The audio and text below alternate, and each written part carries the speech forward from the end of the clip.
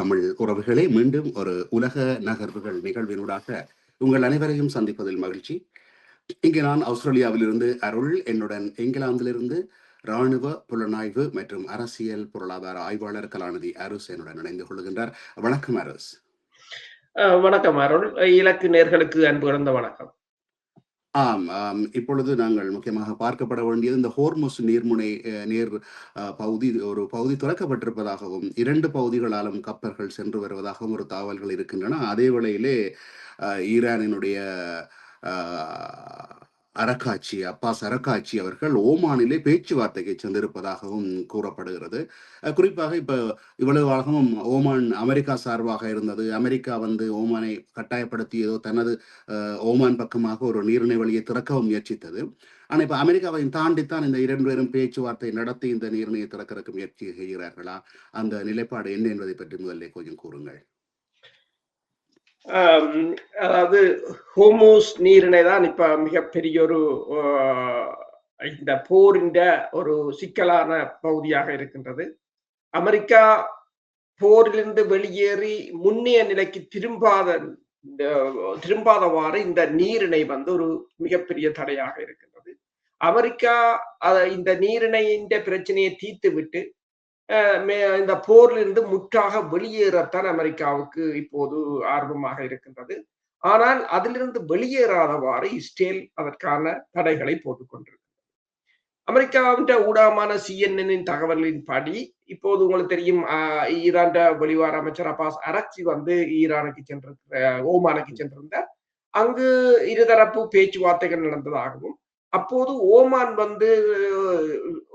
ஒரு ப்ரொபோசலை முன்வைத்ததாகவும் ஒரு தீர்வை என்னென்று சொன்னால் 2 வழிகளை திறப்பது. ஒன்று தெற்கு பகுதியாக ஓமானுக்கான பாதை, ஓமான் வழியாக செல்கின்ற தெற்கு பாதை, வடக்கு பாதை ஈரான் வழியாக செல்வது, ஈரானுக்கு அண்மையாக செல்வது. ஓமான் பாதையால் செல்பவர்கள் பணம் எதுவும் கட்ட தேவையில்லை. ஈரான் பாதையால் செல்பவர்கள் அப்ரூவல், அதாவது அனுமதி எடுக்க வேண்டும், ஆனால் பணங்கள் கட்ட தேவையில்லை என்று இதை முன்வைத்திருக்கிறார்கள். ஆனால் இதை ஈரான் ஏற்றுக்கொள்ளவில்லை என்றது இன்னும் தெரியவில்லை. அவர்கள் இதை முன்வைத்திருக்கிறார்கள். அதே நேரம் கட்டார் மற்றும் UAE வெளிவார அமைச்சர்களும் இன்று இந்த பகுதியில் மோதல்களை தவிர்ப்பதற்கான பேச்சுக்களில் தொடர்ந்து ஈடுபட்டு வருவதாக கூறப்படுகிறது. அதே நேரம் இது தொடர்பாக முன்னர் அமெரிக்காவின் முன்னாள் வெளியுறவுத்துறை அதிகாரியும் ஈரான் பேச்சுவார்த்தையில் முன்பு பங்கு பற்றியவருமான அலன் அயர் என்ன தெரிவித்திருக்கிறார் என்று சொன்னால், போர் நிறுத்தம் முடிந்து விட்டது என்று ட்ரம்ப் கூறுகிறார், ஆனால் பேச்சுவார்த்தைகள் தொடர்கின்றன என்றும் அவர் சொல்கிறார். அதாவது இப்ப போர் நிறுத்தம் இல்லை என்றார், ஆனால் பேச்சுவார்த்தை தொடர்கிறது என்றார். அதாவது போர் நிறுத்தம் இல்லாமல் பேச்சுக்கள் நடக்கும் என்று சொல்றார். இந்த முரண்பாட்டைத்தான் தொடர்பாகத்தான் அவர் தனது கருத்தை கூறியிருக்கின்றார் அலன். அவர் கூறியிருக்கிறார், இது பார்ப்பதற்கு அவ்வளவு சிக்கலாகத்தான் தெரிகிறது. ஆனால் இந்த நீரிணையின் மீதான கட்டுப்பாட்டை வைத்திருக்க ஈரான் மற்றும் ஓமானின் கப்பல்கள் போக்குவரத்தின் வழித்தடத்தை அமெரிக்கா ஓமானின் வழித்தடத்தை கட்டுப்படுத்த முயன்றதால் தான் இந்த மோதல்கள் தொடங்கியது என்று சொல்லியும், அதை மீண்டும் திறப்பதற்காகத்தான் இப்போது அமெரிக்கா ஈரான் மீது பதில் தாக்குதலை நடத்தியதாக கூறியிருக்கின்றார். இதுதான் அந்த முழு சுழற்சியும். அதாவது இவர்கள் திறப்பது ஓமான் வழியை, ஈரான் தாக்குவது, பிறகு அமெரிக்கா தாக்குவது, பிறகு மூடுவது, பிறகு திறப்பது, இதுதான் அந்த முழு சுழற்சியுமாக போய்கொண்டிருக்கிறது என்றும் அவர் இதை ஒரு பேரழிவு சுழற்சி என்றுதான் கூறுகிறார். இராணுவ தாக்குதல்கள், அரைகுறை பேச்சுவார்த்தைகள், பின்னர் மீண்டும் பதற்றம் அதிகரித்தல் என்று காலவரையின்றி இந்த சுழற்சி தொடர்ந்து கொண்டிருப்பதாகவும், இங்கே ஆச்சரியம் அளித்த விடயம் என்னவென்று சொன்னால், ஹோர்முஸ் விவகாரத்தில் அமெரிக்கா பணிந்து விடும் என்று இப்போது அலன் சொல்கிறார். என்று சொன்னால் அதற்கான வாய்ப்பு இப்போது அமெரிக்கா சில சமயங்களில் விட்டுக் கொடுக்கலாம் என்றும், அதற்கான வாய்ப்பு 50% மேல் இருக்கிறது என்றும் அவர் கூறியிருக்கின்றார். அதற்கான காரணம் என்னவென்று சொன்னால், ஈரான் இந்த ஹோமூஸ் நீரிணையை கட்டுப்படுத்துவதை பற்றி அமெரிக்கா தனக்கு கவலை இல்லை என்றுதான் கூறியிருக்கின்றது, முன்னரே கூறியிருக்கின்றது. ஆனால் பிறகு இஸ்ரேலின் அழுத்தம் காரணமாக அவர்கள் தமது நிலைப்பாட்டை மாற்றியிருந்தார்கள். அனைவரும் கவனிக்க தவறும் ஒரு விடயம் என்னவென்று சொன்னால், ஹோமூஸ் விவகாரத்தில் உள்ள பேரம் பேசும் சக்திக்கு ஒரு கால வரையறை இருக்கிறது என்று சொல்லியும், அமெரிக்கா ஈராக் மற்றும் சிரியாவின் ஊடாக இந்த மெடிட்டரேனியம் மத்தியதரை கடல் பகுதிக்கு ஒரு குழாய் வழியை அமைத்து வருவதாகவும், கிட்டத்தட்ட 800 கிலோமீட்டர் நீளமான இந்த பாதைக்கு முன்னர் அந்த குழாய் வழி இருந்தது. ஆனால் இந்த சிரியா மீதான தடைகள் காரணமாக அந்த குழாய் பயன்படுத்தப்பட முடியாது இருந்தது. ஆனால் இப்போது பிரித்தானியாவின் அதிகாரி ஒருவர் இந்த மிடில் ஈஸ்ட் ஐ என்ற பத்திரிகைக்கு தெரிவித்திருக்கின்றார் என்று சொன்னால், அது முழுக்க அந்த குழாய்கள் கரகாலம் பயன்படுத்தாத விட்டபடியால் அது முழுவதுமாக இப்போது மறுசீரமைக்க வேண்டும். அதுக்கு கிட்டத்தட்ட 2 தொடக்கம் 3 வருடங்கள் எடுக்கும் என்று அவர் கூறியிருக்கின்றார். அப்ப இப்ப அலன் கூறுகிறார் என்று சொன்னால், அமெரிக்கா ஈரான் மற்றும் சிரியா ஆகிய நாடுகளூடாக செல்கின்ற இந்த குழாய் வழியை இப்போது துரித கதியில் புனரமைத்து வருவதாகவும், அப்ப அதன்படி என்னென்று சொன்னால், இது இப்ப ஈரான் ஹோமூஸ் நீரிணை ஒரு தற்காலிகமாகத்தான் ஈரானுக்கு கை கொடுக்கும். ஏனென்றால் இதுக்கான மாற்றுப்பாதைகளை அவர்கள் அமைத்து விட்டார்கள் என்று சொன்னால், இந்த நீரிணைக்கான முக்கியத்துவம் குறைந்துவிடும் என்று அவர் கூறுகிறார். ஏற்கனவே சவுதி அரேபியா இந்த செங்கடலுக்கான குழாய் வழியை வைத்திருக்கின்றது.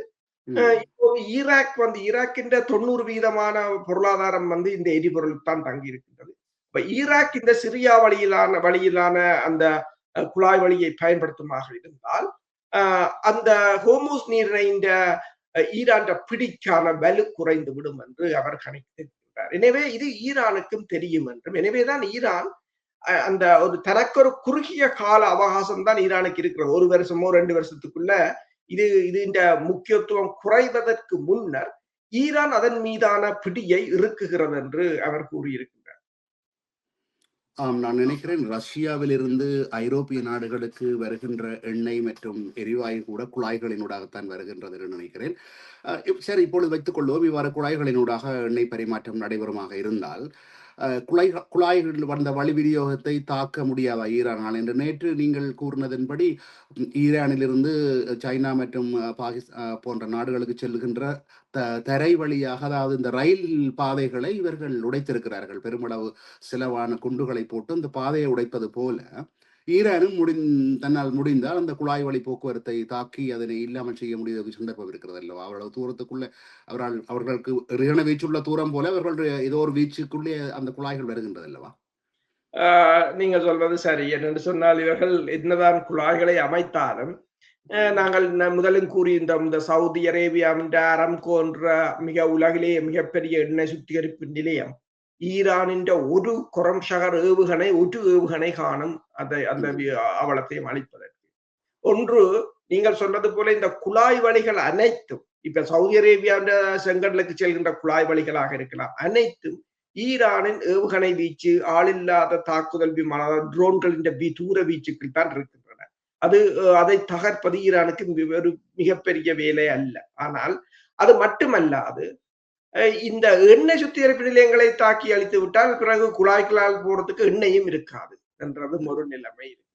ஈரானும் இதை அறிந்திருக்கு. இவர்கள் இப்போது யோசிக்கிறார்கள், இதற்கான மாற்று வழிகளை செய்துவிட்டு தாங்கள் ஈரானை தாக்கலாம் என்று யோசிக்கிறார்கள்.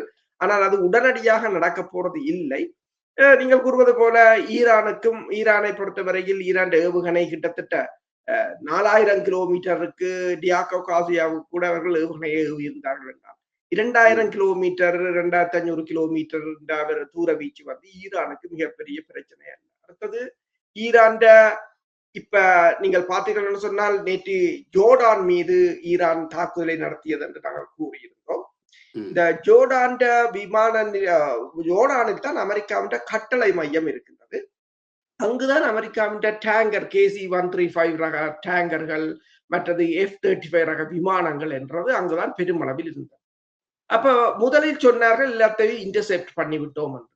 இப்போது கூறுகிறார்கள் அந்த செயற்கைக்கோள் படங்களை பொறுத்தவரையில் அந்த செயற்கைக்கோள் படங்கள் என்னத்தை காட்டுகிறது என்று சொன்னால் அந்த அந்த ஜோர்டான் வான்படை தளத்தில் 2 ஹேங்கர்கள் வான்படை விமானங்களை வைத்திருக்கின்ற 2 ஹேங்கர்கள் சேதமடைந்திருப்பதை இப்போது அது காட்டுகின்றது. அந்த செயற்கைக்கோள் படங்கள் காட்டுகின்றது.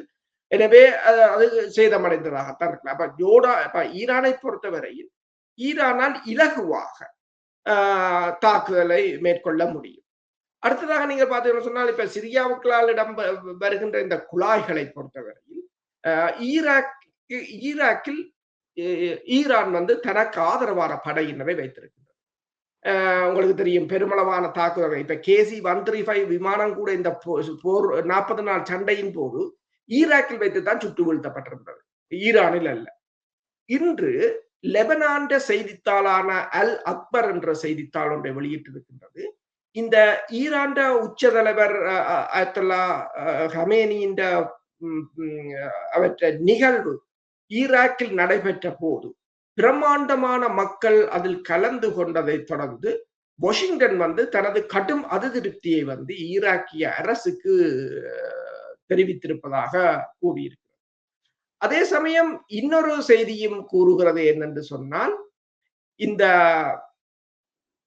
சவுதி அரேபியாவில் இருக்கின்ற தளங்களிலிருந்து சவுதி அரேபியாவில் உள்ள இளவரசர் சுல்தான் விமான தளத்திலிருந்து பல அமெரிக்க எரிபொருள் நிரப்பும் விமானங்கள் அங்கிருந்து இப்போது வெளியேறி வருவதாகவும் வழக்கமாக எரிபொருள் நிரப்பும் விமானங்கள் தாக்குதல்களுக்கு இலக்காகி விடுமோ என்ற அச்சத்தில் அமெரிக்கா அப்பகுதியில் உள்ள தங்கள் தளங்களை விட்டு அவற்றை வெளியேற்றுகின்றன என்றும் இந்த அக்சியோஸ் என்ற ஊடகம் தெரிவித்திருக்கின்றது. பல்வேறுபட்ட அறிக்கைகளின்படி ஈரான் மீது தாக்குதல் நடத்துவதா இல்லையா என்பது குறித்து இறுதி முடிவு இந்த மஸ்கட்டில் நடைபெறும் ஒரு கூட்டத்தை தொடர்ந்து அமெரிக்காவால் எடுக்கப்படும் என்றும் அங்கு ஹோர்முஸ் நீரிணை தொடர்பான பிரச்சனைகள் குறித்து ஈரான் மற்றும் ஓமான் இடையே நடைபெறும் பேச்சுவார்த்தைகளில் கட்டாரும் பங்கு பெற்றிருப்பதாகவும் அது தெரிவித்திருக்கின்றது. இந்த அக்சியோஸின் தகவல்களின்படி ஹோர்முஸ் நீரிணையின் ஒரு மைய பாதையை திறப்பதற்கான சாத்தியக்கூறு, அதாவது வடக்கு மற்றும் தெற்கு, இப்ப நாங்கள் முதல் கூறியது போல குறித்து விவாதிக்கப்பட்டு வருவதாகவும், எனவே கப்பல்கள் தடையின்றி சுதந்திரமாக செல்வதை உறுதி செய்வதற்காக சர்வதேச கடல் பகுதியில் அமைந்துள்ள நீரிணையின் நடுப்பகுதிக்கு அமெரிக்கா முழுமையாக ஒரு பாதுகாப்பை வழங்க வேண்டும் என்ற ஒரு கருத்தையும் அங்கு முன்வைத்திருப்பதாக கூறப்படுகிறது. அப்ப இதே ஊடகம் தான் தெரிவித்திருக்கின்றது, இன்று இரவு அமெரிக்காவும் ஈரானும் ஒரு முழு அளவிலான போரை ஆரம்பிக்கலாம் என்றும் கூறியிருக்கிறார்கள். அப்ப அவ்வாறு ஒரு போர் ஆரம்பித்தால் சவுதி அரேபியாவில் இருக்கின்ற அமெரிக்காவின் இந்த எரிபொருள் நிரப்பு விமானங்கள் தாக்கி அழிக்கப்படலாம் என்ற அச்சத்தில் அமெரிக்கா அங்கிருந்து விமானங்களை கொண்டு செல்கிறதா என்ற கேள்வியையும் அந்த அக்சியோஸ் என்ற ஊடகம் தெரிவித்திருக்கிறது. இதே நேரம் நீங்கள் இன்னொரு கேள்வி கேட்டிருந்தீர்கள், இந்த அயத்துல்லா ஹமேனியின் மகனான தற்போதைய புதிய ஆன்மீக தலைவர் மொய்தபா ஹமானி, அவர் வந்து இப்போது தனது தந்தை மற்றும் குடும்பத்தினரின் இறுதிச் சடங்கு தொடர்பாக ஈரானின் உச்ச தலைவர் வந்து மொய்தபா ஹமானி ஒரு அறிக்கையை வெளியிட்டிருக்கிறார். அவர் கூறிய அறிக்கை என்னென்று சொன்னால், எங்கள் தியாகி மற்றும் தலைவருக்கு நான் ஒன்று கூறுகிறேன், குற்றவாளிகள் மற்றும் கண்ணியமற்ற கொலைகாரர்களிடமிருந்து உங்களின் தூய இரத்தத்திற்கும் இந்த 2 போர்களினால் பலியாகின தியாகிகளின் இரத்தத்திற்கும் நாங்கள் பழி வாங்குவோம் என்று சத்தியம் செய்கிறோம் என்று கூறியிருக்கின்றார். இந்த பழிவாங்கல் எங்கள் மக்களின் கோரிக்கை என்றும் அது நிச்சயமாக நிறைவேற்றப்படும் என்றும் அனைவருக்கும் பெயர் தெரிந்த இந்த குற்றவாளிகள் தங்கள் படுக்கையில் ஒரு அமைதியான மரணம் கிடைக்கும் என்ற நிறைவேறாத நம்பிக்கையை தங்கள் மரணம் வரை சுமந்து செல்வார்கள் என்றும், இது எனது இருப்பையோ அல்லது வேறு எந்த அதிகாரிகளின் இருப்பையோ சார்ந்தது அல்ல என்பதும் அவர்கள் அறிய வேண்டும் என்றதும் அவர் கூறியிருக்கின்றார். அவர் என்ன சொல்ல வாரார் என்று சொன்னால், நான் இருக்கிறேனோ இல்லையோ அல்லது எங்கள் அதிகாரிகள் இருக்கிறார்களோ இல்லையோ, ஆனால் அடுத்து வரும் சந்ததிகளோ அல்லது ஈரானிய மக்களோ இந்த தண்டனையை வழங்குவார்கள் என்று கூறியிருக்கிறார். ஆம், நாங்கள் நேற்று முன்தினம் என்று நினைக்கிறேன், அமெரிக்காவை அடுத்த கட்டமாக தளம் அமைப்பதற்கு இலங்கையை ஒரு தெரிவாக வைத்திருக்கிறது என்று நாங்கள் குறிப்பிட்டதற்கு நேர்கள் பல விமர்சனங்களிலே குறிப்பிட்டார்கள், அமெரிக்காவை நம்பக்கூடாது, மீண்டும் ஒரு முறை அமெரிக்கா வந்து இங்கே தாக்குதல் நடத்துமா என்று. அதை விட பலர் கேட்டிருந்தார்கள், அப்படி என்றால் ஈரானுடைய ஏவுகணை வீச்சுக்குள்ளே இலங்கை வருமா, அவ்வளவு தூரத்துக்கு ஏவுகணை எல்லாம் வருமா, அப்போ இங்கேயும் வர்றதுக்கு இது இருக்கிறதா என்று. நீங்கள் சற்று முன்னர் குறிப்பிட்டீர்கள், ஈரானினுடைய ஏவுகணையினுடைய வீச்சு 4000 கிலோமீட்டர்கள் வரை இருக்கிறது என்றால், அவ்வாறு இலங்கைக்கு இராணுவ தளம் அமெரிக்காவுடைய இராணுவ தளம் வந்தால் இலங்கையை நோக்கியும் ஈரானுடைய ஏவுகணைகள் வருவதற்கான சந்தர்ப்பங்கள் இருக்கின்றன என்ற தகவலையும் இப்போ நீங்கள் கூறியிருக்கிறீர்கள். சரி, இப்பொழுது இந்த மொஜ்தபா கொமினி வந்து இந்த அதாவது அந்த இறப்பு நிகழ்வை பெருமளவு கொண்டாடுகின்ற எந்த நிகழ்விலும் அவர் வெளியே முகத்தை காட்டவில்லை. அவர் இருக்கிறாரா இல்லையா என்ற சந்தேகத்தை கூட மேற்குலக ஊடகங்கள் எழுப்பியிருந்தன. ஆனால் சில ஆராய்ச்சியாளர்கள் என்ன குறிப்பிட்டார்கள் என்றால், ஏற்கனவே பல தலைவர்களை இழந்த சூழ்நிலையில் இப்பொழுது இருக்கின்ற தலைவரை நிச்சயமாக ஈரான் இழக்க விரும்பாது. அவர் வெளித்தோன்றினால் அதாவது இந்த மரண நிகழ்வு என்றும் கூட பாராமல் தாக்குதல் நடத்தக்கூடிய மோசமானவர்கள்தான் இந்த இஸ்ரேலும் அமெரிக்கர்களும். அதனால் தான் அவர் வெளியில் வரவில்லை. ஆனால் உயிருடன் இருக்கிறார், அதாவது போரை நடத்தி கொண்டிருக்கிறார். நீங்கள் சொன்னீர்களே, அதாவது எனது தந்தையாரை கொன்றவர்களை பழி வாங்குவதை நாங்கள் அல்லது எங்களுடைய மக்கள் செய்வார்கள் என்று கூறினார்கள் என்று. உண்மையில் அவர் உயிருடன் இருக்கிறாரா? இவர்களுக்கு பயந்துதான் அல்லது தங்கள் நாட்டை பாதுகாக்கிற ஒரு தலைவர் வேண்டும் என்பதற்காக தான் அவர் மறைமுகமாக இருக்கிறார்? அதை பற்றி கொஞ்சம் கூறுங்கள், பார்ப்போம். இதுல என்ன பிரச்சனை என்று சொன்னால், ஈரானை பொறுத்தவரையில் இப்போ இவர் உண்மையில் இறந்த பிற்பாடு இவர் இருக்கிறார் என்று சொல்ல ஈரான் முற்படமாக இருந்தால், அயத்துல்லா ஹமானியை அவர்கள் இறக்கவில்லை என்று சொல்லி இருக்கலாம். ஆனால் அவர்கள் அவ்வாறு செய்யவில்லை. நாங்கள் இந்த கடந்த 2023ஆம் ஆண்டு இந்த போர் ஆரம்பித்த போது காசாவில் இஸ்ரேலுக்கும் பலஸ்தீனத்துக்கும் இடையிலான போர் ஆரம்பித்து இப்ப இந்த ஈரான் போராக மாறுது. அதற்கு முதல் ரஷ்யா போர் 2022ஆம் ஆண்டு. இந்த போர்களில் நாங்கள் கற்றுக்கொண்ட ஒரு விடயம் என்னென்று சொன்னால், யாருமே ரஷ்யாவும் தனது ஜெனரல்கள் இறந்த போது கூட மறைக்கவில்லை. அவர்கள் கூறினார்கள். கொடிக்கப்பலை இழந்த போது கூட அவர்கள் மறைக்கவில்லை, கூறினார்கள். அதே போல இந்த ஹமாஸ் கூட தனது தலைவர்களை இழந்த போது கூட ஹிஸ்புல்லாக்கள் தலைவர் கூட இழந்திருந்தார். அப்போது கூட நசரல்லா அப்போது கூட அவர்கள் கூறினார்கள். ஏன்னா அந்த சடலமே எடுக்கவில்லை, அந்த அளவு மிகப்பெரிய ஒரு இடிபாடு. ஆனால் அவர்கள் கூறினார்கள், எத்தனையோ நாட்கள் சென்றது அந்த இடிபாடுகளை அகற்றுவதற்கு கூட அப்படியே புதைந்து விட்டார், அது காணவே இல்லை அவரை. அவ்வாறுதான் பெரிய குண்டுகளை போட்டார். அப்ப நீங்கள் பாத்தீங்கன்னு சொன்னால், எந்த ஒரு சந்தர்ப்பத்திலும் அவர்கள் தங்கள் தலைவர் இறக்கவில்லை என்று இறந்தவரை கூறி தங்கள் சொந்த மக்களை ஏமாற்றி அரசியல் லாபம் சேர்த்து தனது உழைப்பை பார்க்கவோ தங்கள் பிழைப்பை பார்க்கவோ அவர்கள் விரும்பவில்லை. அதான் ஒரு கண்ணியமான சமூகத்தின் ஒரு உண்மையில் தனது மக்களை நேசிக்கின்ற ஒரு அமைப்புகளோ அரசுகளோ அல்லது அதை பிரதிநிதித்துவப்படுத்துகின்ற கண்ணியமான செயற்பாடு. அதை அவர்கள் ஒருபோதும் மாற்றவில்லை. எனவேதான் நீங்கள் பாருங்கள், இப்போது பெருமளவான ஊடகங்கள் அந்த கேள்வியை எழுப்பவில்லை, அவர் இறந்து விட்டாரா இல்லை. ஒரு சில ஊடகங்கள் தான் எழுப்புகிறது, பெருமளவானவர்கள் எழுப்பவில்லை என்று சொன்னால் இவர்களுக்கு ஒரு கிரெடிபிலிட்டி இருக்கின்றது, அவர்கள் சொல்வார்கள் என்றது இருக்கு. ஆனால் இது ஏன் வெளிவரவில்லை என்ற ஒரு கேள்வி இருக்கின்றது.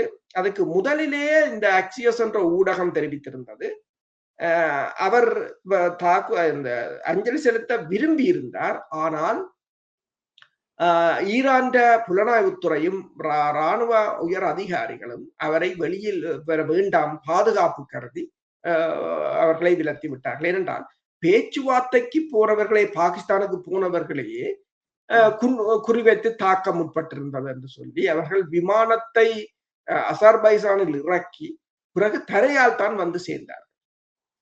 அந்த விமானத்தை செலுத்தி கொண்டு வந்தது கலிபாப், அந்த பேச்சுவார்த்தை குழுவின் தலைவர் தான் சொன்னார், விமானிகளை சொன்னார், நீங்க அடிக்க போறாங்க, நாங்கள் போகைக்கே இவ்வளவு பேரும் உயிரோட திரும்பி போவோமோ தெரியாது.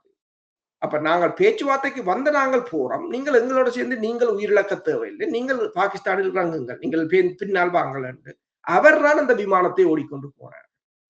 அதே போலதான் சுவிட்சர்லாந்து நடந்த பேச்சுவார்த்தையின் போது அசீர் முனீரை கொல்வதற்கு முற்பட்டதாக பிறகு இந்த தகவல்கள் வந்திருந்தது, பாகிஸ்தான் இராணுவ தளபதி கொல்வதற்கு. இவ்வாறான நிகழ்வு இருக்கும் போது அவர்கள் மொய்த்தபா ஹமானியை வெளியில் வருவது ஒரு பாதுகாப்பு பிரச்சனையாகத்தான் அவர்கள் கருதுகிறார்கள். ஏனென்று சொன்னால் இப்ப நீங்கள் பாருங்கள், அவர்கள் 2 தரப்பும் ஹிஸ்புல்லாக்களும் ஈரான் தரப்பும் தங்கள் அந்த ஸ்ட்ராட்டஜியை மாற்றி விட்டார்கள். முன்னர் இவர்கள் டோன்ட் கேர், நான் கூட பார்க்கிறேன் இப்படியானவர்கள் என்ன விமானத்தில் போறார்கள், பேச்சுவார்த்தை போறார்கள், எல்லா இடமும் திரிகிறார்கள் சும்மா. ஆனால் இலகுவாக அவர்கள் இலக்கு வைக்கப்படலாம். அப்படித்தான் நசரல்லாவும் இலக்கு வைக்கப்பட்டார், ஹிஸ்புல்லா முன்னிய தலைவர். இப்ப இருக்கிறவரை பாருங்கள், அவரை வெளியில் கொண்டு வருவதில்லை, அவர் எங்க இருக்கிறார் என்று கூட தெரியும். ஏன் ஹிஸ்புல்லாக்களின் பகுதிக்கு அந்த அவர்களுடைய பேஜர், அந்த மெசேஜ் அனுப்புகின்ற அதற்குள் குண்டை வைத்து 3000 பேஜர்கள் வெடித்திருந்தன. அப்படி எதற்குள்ளும் ஊடுருவார்கள் என்றபடியால் அவர்கள் இப்போது அதிகமாக தங்கள் பாதுகாப்பில் கவனம் எடுப்பதைத்தான் பார்க்கக்கூடியது. ஆனால் மக்கள் அந்த இறுதி ஊர்வல நிகழ்விலே எந்த பயமுமின்றி எல்லோரும் உடைகள் அணிந்து எல்லோரும் கையிலே கொடிகளை தாங்கி அவை ஈரான் மீது பெரிய தாக்குதல் நடைபெற்றது, ஈரானிலே பொருளாதார பாதிப்புகள் ஒன்று தெரியாத வகையிலே உணர்ச்சி வசமாக மிகவும் செலவழித்திருந்தார்கள். அதை நடத்தி காட்டியிருந்தார்கள். சரி, நாங்கள் இப்பொழுது இஸ்ரேல் பக்கம் செல்வதற்கு முன்னர் ஒரு விடயத்தை நான் இங்கே கேட்டுவிட்டு உங்களிடம் செல்ல விரும்புகிறேன். பலர் முன்னர் நாங்கள் ஈரானை பற்றி குறிப்பிடும் பொழுது கீழே வந்து எங்களுடைய கொமெண்ட்டிலே குறிப்பிட்டார்கள், இலங்கை அரசுக்கும் விடுதலை அமைப்புக்கும் இடையிலே நடந்த சண்டையிலே ஈரான் வந்து நிறைய ஆயுத உதவி செய்த ஒரு நாட்டுக்கு தான் நீங்கள் ஆதரவு தெரிவித்து கருத்து தெரிவிக்கிறீர்களா என்று சொல்லி என்று. அதுக்கு முதலில் நாங்கள் கூறொழிப்பது, எங்களை பொறுத்த வரைக்கும் நாங்கள் பொது நீதி உலக நீதி என்ற அடிப்படையில் கருத்து சொல்லுவோம். எங்களுக்கு நாடு மதம் என்றதை விட ஒரு கருத்து சொல்லுகின்ற பொழுது நாங்கள் அதை நடுநிலையிலிருந்து பார்க்க வேண்டும். ஈரான் என்ற ஒரு நாட்டின் மீது அமெரிக்கா வந்து போர் தொடுத்தது அல்லது இஸ்ரேலும் சேர்ந்து போர் தொடுத்தது. ஆனால் ஈரானிடம் சில அழகியல்கள் நல்ல பண்பாடுகள் இருக்கின்றன என்ற அடிப்படையை நாங்கள் சொல்லி கொண்டிருக்கிறோம். அதே போல நேற்று நான் அந்த ஈரானினுடைய மதமாற்றம் சம்பந்தமாக குறிப்பிட்டதற்கு நிறைய பேர் வரலாற்றை தவறாக சொன்னதாகவும் அதுக்கு நான் ஒரு சிறிய விளக்கம் ஒன்றை கூற வேண்டும். அதை கூறுங்கள், ஈரான் இலங்கைக்கு ஆயுத உதவி செய்வதற்கான ஆதாரங்கள் இருக்கின்றனவா அல்லது ஒரு கற்பனை கதையா? எங்கட சமூகத்தில் ஒரு பிரச்சனை என்னவென்று சொன்னால், வாய்க்கு வந்தபடி கதைத்து விடுவது.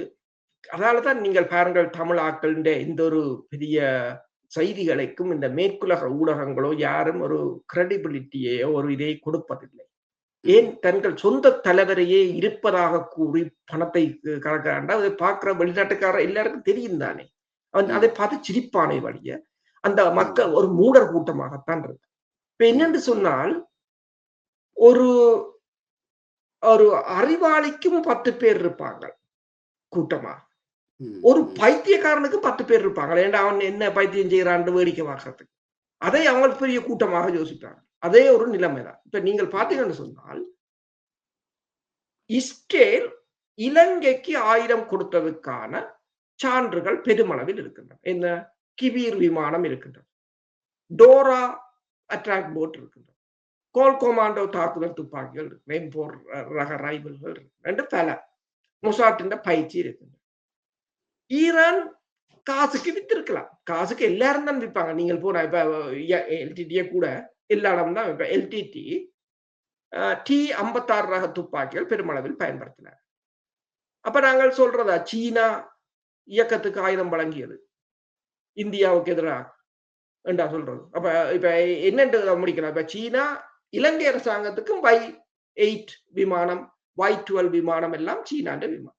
அது விமானங்கள், அது சண்டைக்கு முதலே அவங்க வாங்குறது. விமானங்கள் எங்க மலிவா இருக்கோ வாங்குவாங்க. அப்ப நாங்கள் என்ன சொல்றது, இப்ப என்னென்று இதுல ஒரு கன்க்ளூஷனுக்கு வர்றது, TV56 சீனாண்ட, இது வந்து Y12 சீனா. அப்ப சீனா இயக்கத்துக்கு ஆயுதம் கொடுத்தா சீனா இந்தியாவுக்கு எதிரென்று சொன்னால், அப்ப சீனாவும் தமிழரும் ஒன்று இந்தியாவுக்கு எதிரானது என்று கூறுவது. என்னென்று சொன்னால், பூகோள அரசியல் என்ன, இந்த ஆயுதங்கள் எப்படி வாங்குறது, காசு கொடுத்தால. இப்ப பயிற்சியாளர் பாருங்கள், அன்றைக்கு ஆஸ்திரேலியாவை சேர்ந்த இந்த F-35, F-16, F-15 ரக பைலட்டுகள் என்றால் அமெரிக்காண்ட கூட்டணி நாடுகள் எல்லாம் அமெரிக்காண்ட ஆயுதங்களை தான் பயன்படுத்துவார். அதுல ரிட்டையர் பண்ணின பைலட்டுகளுக்கு மேல கேஸ் போட்டிருக்காங்க என்றால், இவர்கள் சீனாவுக்கு போய் பயிற்சிகளை கொடுக்கிறார்கள், அந்த பழக்குகிறார்கள் மாடல்களை. ஹையர் பண்ணலாம். இப்ப இதுல இருந்து ரிட்டயர் பண்ணவங்க, அவங்க ஒரு பார்ட் டைம் ஜாப்பாக பாவிப்பார்கள். இப்ப அவர்களுக்கு சின்ன சின்ன இந்த செக்யூரிட்டி ஃபர்ம்ஸ் இருக்கு. அவங்கள வேலை ஹையர் பண்ணி வச்சுக்கொண்டு வெவ்வேறு நாடுகளுக்கான பயிற்சிகளுக்கு கொடுப்பாங்க. அது ஒரு உழைப்பு அவர்களுக்கு. இயக்கத்துக்கும் எப்படி கடலுக்கால் எத்தனையோ வெளிநாட்டு ஆட்கள் பயிற்சி கொடுத்துட்டு போறேன். ரஷ்யாக்காரர் கூட பயிற்சி கொடுத்தது தெளிவாக தெரிகிறது. ரஷ்யாக்காரர் அந்த 30mm கனன் இயக்கம் வச்சு விமானங்களுக்கு அடிக்கும் போது அப்ப ரஷ்ய பயிற்சியாளர் சொன்னது என்னன்னா, இது பேட்டரியா வச்சுதான் நீங்கள் அடிக்கணும். வானத்துல ஒரு சர்க்கிள் போட்டு அடிச்சிங்கள் என்று சொன்னால் கிபீரை கூட விழுத்தலாம். அதே போல அவங்க இன்னொன்னு சொன்னாங்க, ஆட்லரை பீரை. ஆட்டரி அவங்க சொன்னாங்க, நீங்க செங்குத்தா வச்சு மேலையும் அடிக்கலாம் என்று சொல்லி, நீங்க தனிய தரத்தாக்குதலுக்கு தான் பயன்படுத்துவது. அப்படி அது தொழில்நுட்பத்தை பழக்குவார். ஆனால் இதை கொண்டு அவரை அப்படி ஈரான் கொடுத்தது, உக்ரைன் பைலட் வந்தது, அவர் நான் கேட்க இருந்தேன் கூறுகின்றீர்கள். ஆமாம், உக்ரைன் பைலட் ஓகே, அடிச்சது உக்ரைன் பைலட் ஓகே. ஆனால் காசு கொடுத்தால் யாரும் அடிப்பான். அதுதான் அந்த பிரச்சனை. நீங்கள் காசு, இப்ப புலம்பெயர் தேசத்துல இருந்த நீங்கள் காசு கொடுத்து இந்த பயிற்சியாளர்களையோ ஆயுதங்களை எல்லாம் வாங்கி அங்கு அனுப்பி அங்க ஒரு பலமாக வைத்திருந்தீர்கள் சொன்னா நீங்கள் வென்றிருக்கலாம். அப்ப இதை விட்டு இவ்வாறான கதைகளை கட்டுவதால் சரி, இப்ப ஈரான் கொடுத்ததுன்னு சொன்னாலும் சரி, ஒரு இடம் போட்டு பாருங்க, ஈரான் கொடுத்தது கூடவோ இஸ்ரேல் கொடுத்தது கூடவோ பாருங்கள், எதுக்கு ஆதாரம் இருக்கு. சிலதுக்கு ஆதாரம் கூட இல்லை. ஈரான் கொடுத்தது, பாகிஸ்தான் கொடுத்தது உண்மைதான். பாகிஸ்தான் அது இன்னொரு விடயமோடு தெரியுமே, 2000 ஆனரவு விழுந்து போச்சு. அப்ப நான் பெல்ஃபாஸ்ட் இருக்க அப்ப ஒரு பாகிஸ்தான் படிக்கிற இருந்தது. அப்ப கதை கேட்க என்னென்றால் ஆனரவு விழுந்து போச்சு. அப்ப பிஜேபி அரசுல இருக்குது. இயக்கம் யாழ்ப்பாணத்துல அரியால வரையும் இயக்கம் முன்னுக்கு வந்துட்டு, அப்ப 40,000 ஆமி அதுக்குள்ள மடங்கிட்டு. அப்ப இந்தியா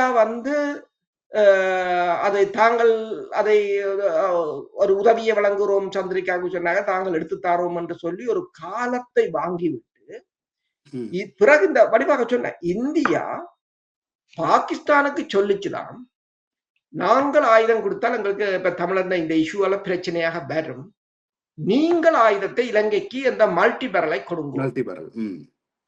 மல்டிபரலை கொண்டு வந்தார்கள். அதுதான் தீச்சுவாலை வரையும் அந்த தாக்குதலை தான், அதுதான் இலங்கை அரசு பெருமளவில் பயன்படுத்தும். அப்பதான் நான் கூறினேன், அதுக்கு பிறகு 2-3 காணொளியில் நாங்கள் கூறிவிட்டோம், தமிழருக்கு எதிராக என்று வரும்போது இந்தியாவும் பாகிஸ்தானும் ஒன்று. சரியோ? இப்ப நீங்கள் போய் இந்த இந்தியாவுக்கு ஆதரவா நிக்கிறேன், பாகிஸ்தானுக்கு எதிராக நிக்கிறேன் கம்பு சுத்தாதீங்க. அவங்க உங்களுக்கு எதிரான அவங்க 2 பேரும் ஒன்று. இந்தியாவுக்கும் பாகிஸ்தானுக்கும் பிரச்சனை அவங்க தீர்த்துக் கொள்வாங்க. அது 2 பெரிய நாடு.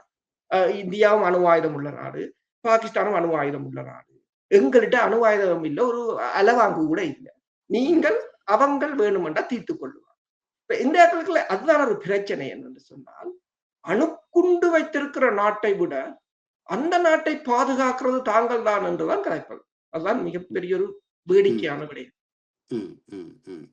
நல்லது. இப்போ நான் நேற்று சொன்ன அந்த விடயத்துக்கு சற்று அவர்கள் சிலருக்கு விளக்கம் சொல்றது நல்ல வென்றிருக்கிறேன் என்னன்னு சொன்னால், நான் சொல்லியிருந்தேன், அதாவது சவுதி அரேபியாவிலிருந்து வந்தார்கள் என்பதை சவுதி அரேபியா போது இல்லை என்றார்கள், அராபியாவிலிருந்து வந்தார்கள் என்றுதான் வரலாறு சொல்லுகின்றது. அந்த அராபி என்றது இப்ப மக்கா மதீனாவை உள்ளடக்கி அதன் பெயர் மாற்றம் இப்பொழுது சவுதி அரேபியாவாக மாறியிருந்தது. அதே நேரத்தில் நாங்கள் முன்னர் ஒரு ஆய்விலே கூட நான் குறிப்பிட்டிருந்தேன், ஸ்பானிஷ் நாட்டிலிருந்து ஜூதர்கள் 3 மாத கால அவகாசம் கொடுத்தார்கள். 1497 நினைக்கிறேன். 3 மாத கால அவகாசம் கொடுக்கப்பட்டு கிறிஸ்தவ மதத்துக்கு மாறுங்கள், இல்லை என்றால் நீங்கள் கொல்லப்படுவீர்கள் என்று அந்த மன்னன் அப்பொழுது கட்டளையிட்டவன் நினைக்கிறவனுக்கு பேர்டி நாட்டு நினைக்கிறேன் அந்த மன்னனின் பேர், கட்டளையிட்ட பொழுது அவர்கள் துருக்கி மன்னன் கப்பல் விட்டு ஏற்றினான் என்றது கூட அப்பொழுது அந்த செய்தி சிலருக்கு அது சுவையான செய்தியாக இருந்தது. நல்ல சிலருக்கு அது பாதகமான செய்தியாக இருந்தாலும் யாரும் பெறவில்லை. அதே போல நான் நினைக்கிறேன் 1403ஆம் ஆண்டு போப் ஏர்பன் II என்கின்ற பிரான்சிய மன்னன் தான் அந்த சிலுவை போர் என்று 200 வருடங்கள் கூறுவார்கள் அல்லவா, சிலுவை போர். இந்த பிறை, அதாவது இஸ்லாமிய மதம் புனித பூமி உட்பட பல இடங்களில் ஆண்டு கொண்டிருக்கிறது. புனித பூமியை மீட்பதற்கு கிறிஸ்தவர்கள் இஸ்லாமத்துக்கு எதிரான நாடுகளோ அல்லது அவர்களுக்காக சண்டை பிடிக்க வேண்டும் என்று சொல்லி அவர் வெளிப்படையாக கூறியிருக்கிறார். அங்கே இறக்கின்றவர்கள் நேரடியாக புனிதம் அடைவார்கள் என்று கூட கூறியிருக்கிறார்.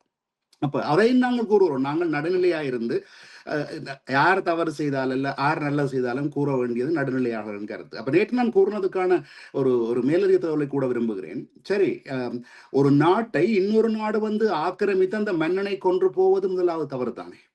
அராபியர்கள் வந்து ஈரான் வரலாற்றிலே, பார்ஷியா வரலாற்றிலே எந்த ஒரு நாட்டையும் ஆக்கிரமிச்சதாக வரலாறு இல்லை. ஆனால் பல ஆயிரம் ஆண்டுகளுக்கு முன்பு அவர்கள் குவைட்டையும் சேர்த்து ஆட்சி செய்திருக்கிறார்களே தவிர எந்த ஒரு நாட்டு இதுவரை படையெடுத்ததோ ஆட்சி செய்ததாக இல்லை. அப்ப நீங்கள் அராபியர்கள் வந்து படையெடுத்ததுன்றது கூட ஒரு நாட்டின் மீது திணிக்கப்பட்டது. அங்கே என்ன நடந்தது என்றால், அந்த போய் இஸ்லாம் மதத்துக்கு மாறாதவர்களுக்கு ஜிஸ்யா வரி என்ற ஒரு வரி விதித்தார்கள். அந்த வரியை செலுத்தணும். நீங்கள் இஸ்லாமத்துக்கு மாறலைன்னா வரி என்றால் கொஞ்சம் நெஞ்சமில்லை, அந்த வரி சுமைக்காகவே மாறினார்கள்.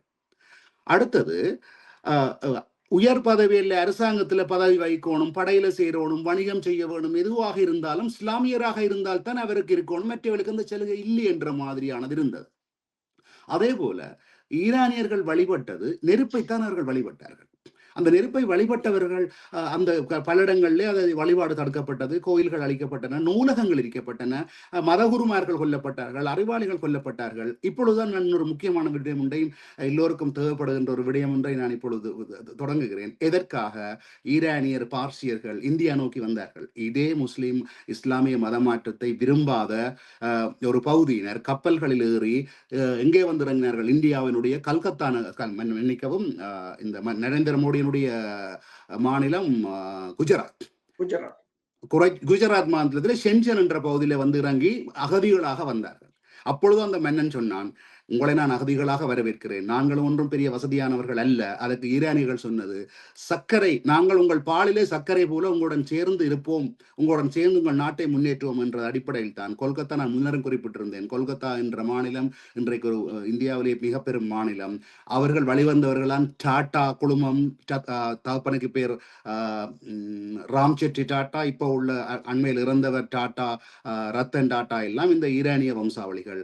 அம்மு என்கிற, இப்ப நீங்க பார்த்திருப்பீங்க வெளிநாட்டிலேயே நெய்யிலே அம்மு பிராண்ட் இருக்கிறது. அதை ஆரம்பித்த பெரிய புரட்சி இந்த பால்ல இருந்து பால் பொருட்கள் உற்பத்தி ஆக்குறதுன்றதுல எல்லாம் பெரிய புரட்சி செய்தவர்கள் எல்லாம் வந்தார்கள். என்னத்தால் வந்தார்கள் இந்தியாவுக்கு என்று சொல்லி சொன்னால், இந்த மதம் மாற விருப்பம் இல்லை என்று சொல்லித்தான் வந்தார்கள். தங்களுடைய மதத்தை பின்பற்றுவதற்கு அங்கே சுதந்திரம் இருந்தது.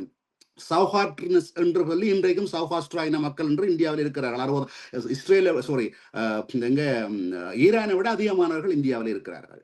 அவ்வாறு அவர்கள் நாட்டுக்கு நிறைய செய்தார்கள். நான் அன்றையும் குறிப்பிட்டிருந்தேன், இந்திரா காந்தியினுடைய கணவரும் ஒரு பார்சி இனத்தைச் சேர்ந்தவர். இந்தியாவினுடைய முதல் அணுவிஞ்ஞானி ஒரு பார்சி இனத்தைச் சேர்ந்தவர்.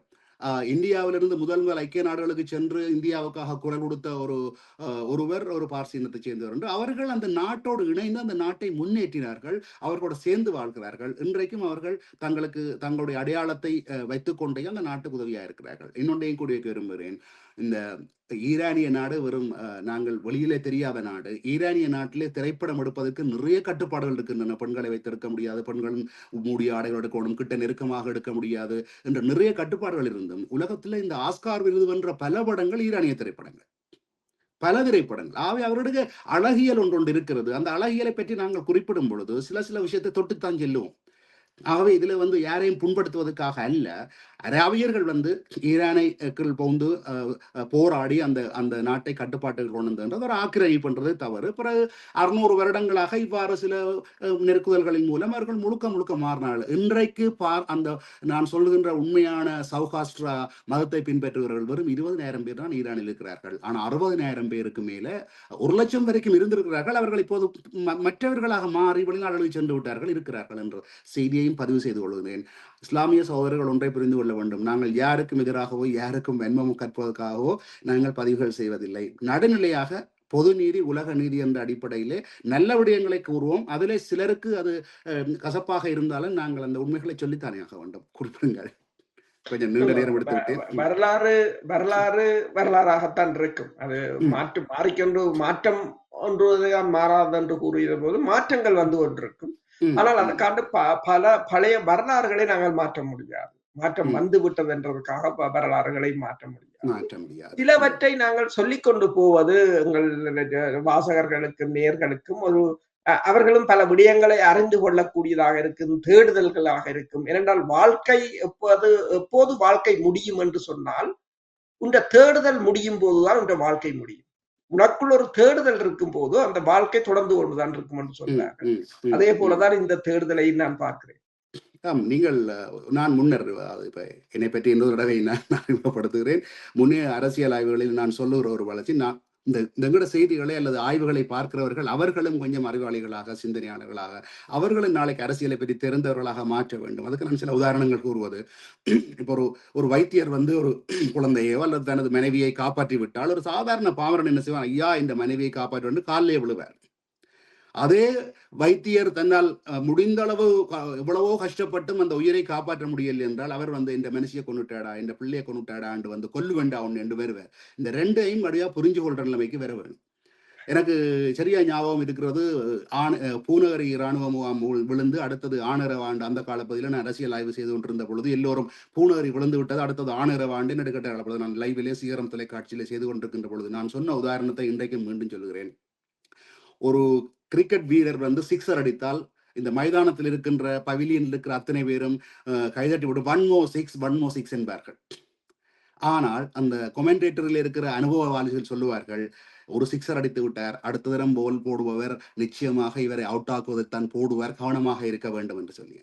அதே போலத்தான் நீங்களும் இந்த பார்வையாளர்கள் சிந்தனையாளர்களாக ஒரு நீங்களும் மாற வேண்டும், சிந்திப்பவர்களாக இருக்க வேண்டும், அறிவாளிகளாக இருக்க வேண்டும். எப்பொழுதும் வெற்றியையும் சிக்ஸரையும் எதிர்பார்க்க கூடாது, பகுத்தாராய்ந்து பெற வேண்டும். அதுக்காகத்தான் நாங்கள் ஒவ்வொரு நிகழ்வுகளையும் சில விஷயங்களை சொல்லிக் கொண்டு வரோம். இந்த நிகழ்வுகளை பார்க்கிறவைக்கு வந்து காலப்போக்கில் வைக்கும் ஒரு சின்ன அறிவு வரணும். ஈரான் என்ற நாடு என்ன இதை பற்றி சொல்லிக் கொண்டிருக்கிறாங்க, வேற வழி இல்லையா, சொல்ற ஒரு செய்தி இல்லையா என்று உடனடியாக கேட்டார். வேற செய்தி இல்லாமல் ஈரானை பற்றி காய்ச்சி கொண்டிருக்கிறாங்க. இல்ல, ஈரான்ல அமெரிக்கா புகுந்து தாக்குதல் நடத்தியதை விட ஈரானுக்கு ஒரு அழகியல் வரலாறு இருக்கிறது. நான் பிறகு ஒரு நாளைக்கு சொல்லுகிறேன், எப்பொழுது இந்தோனேசிய மக்கள் இந்த ஈரானிய இஸ்லாமியர்கள் இந்த அழகியலை பார்த்து மதம் மாறினார்கள் என்ற ஒரு வரலாறு இருக்கிறது. அது பிறகு ஒரு நாளைக்கு பேசுவோம். இப்பொழுது நாங்கள் இஸ்ரேல் பக்கம் செல்லுவோம். இஸ்ரேல் சம்பந்தமான முக்கியமான சில தகவல்கள் இருக்கின்றன, அதற்கால் நேயர்களுக்காக அப்டேட் செய்யுங்கள் அரோஸ். நீங்கள் சொன்னதுல ஒரு விடயத்தை சொல்லி போகிறேன் என்று சொன்னால், இஸ்ரேலை பற்றி எல்லோரும் கூறுவார்கள், மொசாட்டின் திறமையானது, இராணுவம் திறமையானது, வலிமையானவர்கள், அங்கு செல்வார்கள் இங்கு செல்வார்கள். ஆனால் இப்போது நீங்கள் இந்த ஈரான் வரலாற்றை கூறும் போதுதான் தெரிகிறது அவர்களும் எவ்வளவு திறமையானவர்கள் என்று. அப்ப இப்ப அந்த போர் எங்களுக்கு விளங்கி விட்டது. ஏன் இஸ்ரேலும் அமெரிக்கா இவ்வளவுத்துக்கு கஷ்டப்படுகிறார்கள் என்று சொன்னால், இப்போது ஒரு திறமையானவர்களை சந்தித்திருக்கிறார்கள். அதான் ஒரு வலிமையானவர்கள் தான் வலிமையானவர்களை சமாளிக்க முடியும் என்றது. இப்போது வல்லவனுக்கு வல்லவன் இருப்பார். இந்த போருக்கு பிறகுதான் எல்லோரும் ஈரானை தேடுகிறார்கள். என்னென்று சொன்னால், இப்படி இரண்டும் அணு ஆயுதம் உள்ள சூப்பர் பவர்ஸ். ஆனால் அணு ஆயுதமற்ற ஈரான். ஆனால் 45 ஆண்டு காலம் தடைக்குள் இருந்தவர்கள், சாப்பிட வழி இல்லை என்று எல்லா ஊடகங்களாலும் ஏளனம் செய்யப்பட்டவர்கள், இன்று இந்த 2 பேரையுமே மண்கவ்வ வைத்த போதுதான் எல்லோரும் தேடுகிறார்கள் யார் இந்த ஈரானியர்கள் என்று. அதுதான் இந்த வரலாற்றுக்கான காரணமும். நீங்கள் கூறியது போல இந்த இஸ்ரேலை பொறுத்தவரையில் இஸ்ரேல் வந்து தொடர்ச்சியாக தாக்குதலை நடத்தி கொண்டிருக்கிறது. லெபனானில் வந்து இன்று நடத்திய தாக்குதலில் 7 பேர் காயமடைந்திருக்கிறார்கள். அதே சமயம் இஸ்ரேலின் சேனல் 12 என்ற ஊடகம் நடத்திய கருத்து கணிப்பில் 60% மக்கள் வந்து இஸ்ரேலிய பிரதமர் தொடர்ந்து பிரதமர் பதவியில் இருக்கக்கூடாது என்று கூறியிருப்பதாக கூறப்படுகிறது. அதே சமயம் வேறு இஸ்ரேலிய ஆதரவு அரசு ஊடகங்கள் நடத்திய கருத்து கணிப்பில் பலர் இஸ்ரேலிய தற்போதைய பிரதமர் பெஞ்சமின் நெத்தனியாவு தொடர வேண்டும் சொல்வதாகவும் கூறியிருக்கின்றது. அதே சமயம் டெல் அவிவ் பகுதியில் இஸ்ரேலிய அரசுக்கு எதிராக கிட்டத்தட்ட 1000க்கும் மேற்பட்டவர்கள் போராட்டங்களை மேற்கொண்டிருந்ததாகவும், இந்த போரை நிறுத்துமாறும், காசாவில் நடக்கின்ற தாக்குதல்களை நிறுத்துமாறும் போராட்டம் நடத்தியதாகவும் செய்திகள் வெளிவந்திருக்கின்றன. இதனிடையே பலஸ்தீன பயணத்தின் போது அமெரிக்க தயாரிப்பான M4 ரக ரைபிள் துப்பாக்கிகளை ஏந்திய இஸ்ரேலிய குடியேற்றவாசிகள் வந்து அமெரிக்காவின் நாடாளுமன்ற உறுப்பினரான ரோ ஹன்னா அவரை தடுத்து நிறுத்தியதாகவும், செல்ல விடாமல் தடுத்ததாகவும், அதற்கு பிறகு வந்து இஸ்ரேலிய ஆயுதப்படையினர் அங்கு வந்தாலும் அவர்கள் குடியேற்றவாசிகளுக்குத்தான் ஆதரவாக நின்றார்களே தவிர அமெரிக்காவின் நாடாளுமன்ற உறுப்பினருக்கு ஆதரவாக நிற்கவில்லை என்று சொல்லியும் அவர் குற்றம் சாட்டியிருக்கிறார். அதாவது அமெரிக்காவின் M4 ரக ரைபிள், அமெரிக்காவின் காசு, அமெரிக்காவின் ஆதரவு. ஆனால் அவர்கள் அத்தனை பேரும் இப்ப அமெரிக்காவின் ஒரு ஒரு ஒரு ஒரு பிரஜைக்கு இந்த பிரச்சனை என்று சொன்னால், அங்கு வாழ்கின்ற மக்கள் இந்த குடியேற்றவாசிகளால் எவ்வளவு துன்பப்படுவார்கள் என்பதற்கு இது ஒரு உதாரணம். ஆனால் அவர்கள் அமெரிக்கா இதை உணருமோ தெரியாது. ஆனால் இது ஒரு பெரிய செய்தியாக எல்லா இடமும் வந்திருக்கிறது. என்னன்னா கிட்டத்தட்ட 90 நிமிடங்கள் அவர் அங்கு காத்து நிற்க வைக்கப்பட்டார் என்று சொல்லி கூறியிருக்கிறார். ஹமாஸ் ஆயுதங்களை ஒப்படைப்பதற்கு உடன்பட்டிருப்பதான ஒரு செய்தி ஒன்றை வாசித்தேன். அதில் உண்மை இருக்கிறதா? ஹமாஸ் ஆயுதங்களை ஒப்படைக்கிறோம் என்று அது கூறினார்கள். 2வது கட்டம் வந்து அந்த ஹமாஸுக்கும் இஸ்ரேலுக்கும் இடையிலான அந்த பேச்சுவார்த்தை இந்த ட்ரம்பின் தீர்வு திட்டத்துல 2வது கட்டம் வந்து ஆயுதங்களை கையளிப்பது. ஆனால் அதற்கு ஹமாஸ் கூறியிருக்கின்றது இஸ்ரேலிய படையினர் அங்கிருந்து வெளியேற வேண்டும் என்று சொல்லி. ஆனால் இஸ்ரேல் தொடர்ச்சியாக தாக்குதல்களை நடத்தி கொண்டிருக்கின்றது. இன்று காசாவின் வைத்தியசாலைகளுக்கான மின்சாரத்தை கூட இஸ்ரேல் துண்டித்ததாக கூறப்படுகிறது. ஆனால் உத்தியோகபூர்வமாக ஹமாஸ் ஆயுதங்களை கொடுப்பதா இல்லையா என்ற தகவல்கள் இன்னும் உறுதிப்படுத்தப்படவில்லை. நல்லது. இந்த வரலாற்றை சொல்லுவது நல்லதென்று பலர் கொமெண்டிலும் குறிப்பிட்டிருந்தார்கள். எனக்கு தனிப்பட்ட முறையிலே தொலைபேசி அழைப்பு நேரிலே கண்டவர்களும் கூறினார்கள். இதை கூறுவது பொருத்தம் என்று சொன்னால், நாங்கள் தொடர்ந்தும் சில வரலாறுகளையும் சேர்த்து கொண்டு போவது இந்த ஆய்வுக்கு பலம் சேர்க்கும், மற்றவர்களுக்கும் சில அறிவார்ந்த அல்லது தேவைப்படுகின்ற தகவல்களை வழங்கலாம் என்று நினைக்கிறோம். குறிப்பாக இப்பொழுது ரஷ்யா, உக்ரைன் சம்பந்தமான பெரிய தகவல்கள் ஒன்றும் இல்லை என்பதனால் இத்துடன் இன்றைய நிகழ்வை நாங்கள் நிறைவு செய்து கொள்ளுகின்றோம். மீண்டும் ஒரு நிகழ்வில் உங்கள் அனைவரையும் சந்திக்கும் வரை உங்களிடமிருந்து விடைபெறுகின்றோம். நன்றி, வணக்கம். நன்றி, வணக்கம்.